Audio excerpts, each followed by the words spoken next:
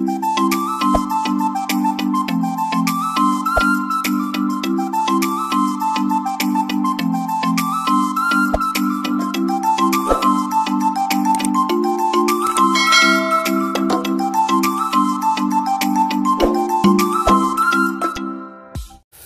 ako guys. Nagbili akong 1/4 na baboy. Tapos ayan, meron ako ditong bawang, luya, sibuyas, at 2 sili, 1 perasong sayote, saka cabbage. Yan lang guys. Pinobre. Tapos may asin ako dito, may magic sarap na konti. Sana ba yung aking black pepper? Ayan. At yung patis. Ipakuksan ako guys ang baboy.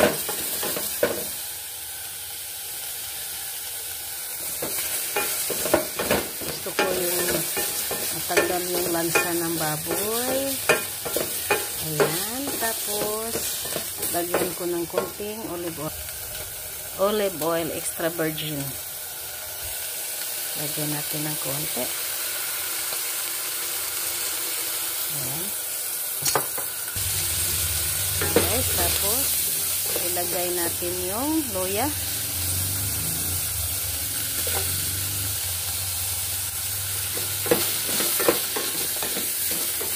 Ang bango guys, ang bango.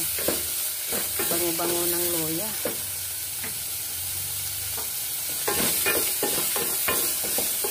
Ayan, pag naano na yung luya guys. Actually guys, maraming beses ko na ito niluto at sobrang sarap. Masarap sana kung may gabi kaso walang gabi. Tapos i-add natin yung garlic. Kasama yung balat guys ha, kasi mabango kasi yung pagsama ang balat. Hindi ko tinatanggal yung balat ng bawang. Ayan, tapos pag mabango na yung bawang, ilagay ko yung sibuyas. Ayan. Ang bango-bango guys, bango. Tapos sibuyas. 1/4 lang naman na baboy ito guys, kaya konti lang din yung spices ko.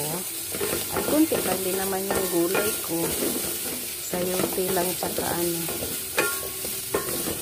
tsaka repolyo. Maraming beses ko na ito niluto. As I said, ngayon lang ako nag-video. Ayan guys, tapos i-add natin yung sili. Ayan. Tapos asin.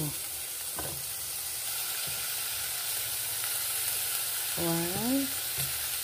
Ayan, 2 lang kasi mayroon tayong patis. Tapos black pepper. Ayan. Tapos patis. Kahit anong patis po ang ano ninyo. Parang mayroon tayo. Alam to sa akin, Lawrence patis. Ayan, halo-halo. Tapos add water.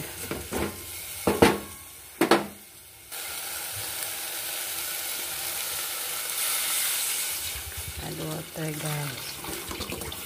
Ayan. Kasi sabaw to guys eh. Gulay na may sabaw. Kasi ang baby ko at yung mga bata gusto sabaw. Yung pinsan ng baby ko. Ayan guys, pagka kumulo na siya guys, ilagay ko na yung sayote. Ayan guys, lagyan mo, takpan muna natin hanggat kumulo. Check natin guys kung kumulo na. Yes, it's kumulo na. So, i-add na natin yung 1 perasong sayote.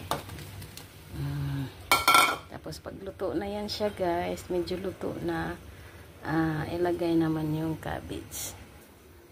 I-add pala natin yung ating kunting magic sarap. Kunti lang. Kunti-kunti lang naman talaga ako maglagay sa isang ganito. 5 beses ko to ginagamit. lalagyan ko lang ng clip. Ayan. Sarap ng sabaw. Amoy pa lang malasa ng sabaw. Ayan. So, palambutin lang natin ng konti yung sayote, tapos yung repolyo, and then painaan konti ang apoy. Ayan. Kasi same lang naman ang boiling point niya. Let's check, guys. Ayan, so tignan natin kung medyo malambot na ba yung ating sayote. Pag malambot na, guys, medyo malambot, hindi naman malambot na malambot. Pag medyo luto. Ayun, medyo luto na. So, i-add na natin yung cabbage. Ayan. So, para meron na kaming, kahit huli na makakain ang mga matatanda sa laman, sa gulay na lang at sabaw. Ay, para sa mga bata na lang yung laman. Ang baboy, ang mga matatanda sa gulay at sabaw na lang. Ayan, guys, isang kulo. Oh, let's eat na. Takpan muna na.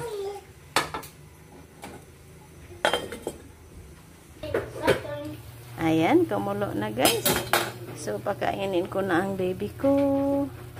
Pwede na to, guys. Kasi si baby naman isabaw lang tsaka yung sayote. Hindi ko na siya pinapakain ng cabbage. Luto naman si sayote. Okay na yan. Tapos, gusto ko kasi crunchy pa yung cabbage. Ay, tikman nga muna natin. Hindi ko pa pala natikman. Tikman ko muna yung sabaw.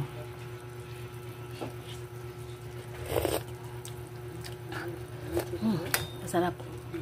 Masarap talaga. Ayan, let's eat na. Let's eat na. Luto na yung ating baboy na may sabaw. Gulay lang yan, guys. Sabaw. May 1/4 lang na baboy. O, pwede na. Let's eat na, guys. Let's eat, everyone.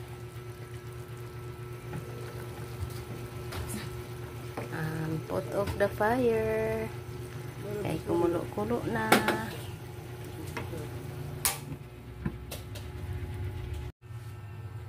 Mga unta, guys. Let's eat dinner. Oh, sarap. Sarap. Sa red rice. Tangag sabaw. Pag na.